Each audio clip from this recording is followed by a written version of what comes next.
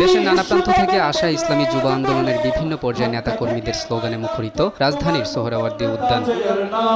শুক্রবার বাদ জুমা অনুষ্ঠিত পঞ্চম জাতীয় যুব কনভেনশনে প্রধান অতিথি ছিলেন ইসলামী আন্দোলন বাংলাদেশের আমির মুফতি সৈয়দ মোহাম্মদ রেজাউল করিম। এ সময় ইসলামী যুব আন্দোলন বাংলাদেশের কেন্দ্রীয় সভাপতি মাওলানা মোহাম্মদ নেসার উদ্দিনের সভাপতিত্বে একে একে নেতারা বক্তব্য রাখেন।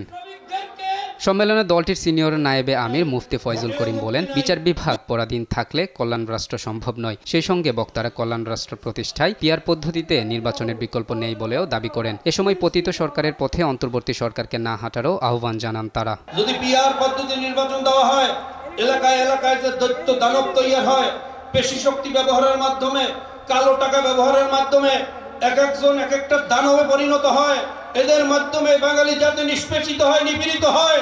এই জালেমদেরকে আসার সুযোগ দেওয়া হবে না ইনশাআল্লাহ। জুলাই বিপ্লবের প্রসঙ্গে ফয়জুল করিম বলেন, ইসলামী আন্দোলন বাংলাদেশ যেভাবে দলীয় ব্যানারে জুলাই বিপ্লবে মাঠে ছিল, অন্য কোনো রাজনৈতিক দল সেভাবে মাঠে ছিল না। যারা দ্রুত নির্বাচনের জন্য অস্থির, তাদের পায়ের নিচে মাটি নেই উল্লেখ করে ইসলামী আন্দোলনের আমির রেজাউল করিম বলেন, বাংলার মানুষ আর চাঁদাবাজ, দখলদার ও খুনিদের ক্ষমতায় দেখতে চায় না। আগে সংস্কার হবে, তারপরে নির্বাচন হবে। রাষ্ট্র সংস্কারের মধ্যে আমি বিচার বিভাগের স্বাধীনতা চাই।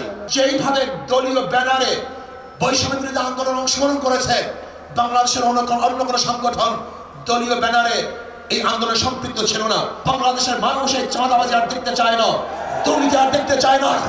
যারা 53 বছর পর্যন্ত বাংলাদেশকে 5 বার দুর্নীতির চ্যাম্পিয়ন করেছে, ওই সমস্ত দলকে বাংলাদেশের জনগণ আর ক্ষমতা দেখতে চায় না। পরে জাতীয় নির্বাচনে উল্লেখযোগ্য ভূমিকা রাখতে যুবকদের এগিয়ে আসার আহ্বান জানিয়ে ইসলামী যুব আন্দোলনের নতুন কমিটি ঘোষণা করেন দলটির আমির মুফতি সৈয়দ মোহাম্মদ রেজাউল করিম। মোহাম্মদ আলাউদ্দিন, দেশ টিভি, ঢাকা। আমরা সবাই ভবিষ্যৎ না।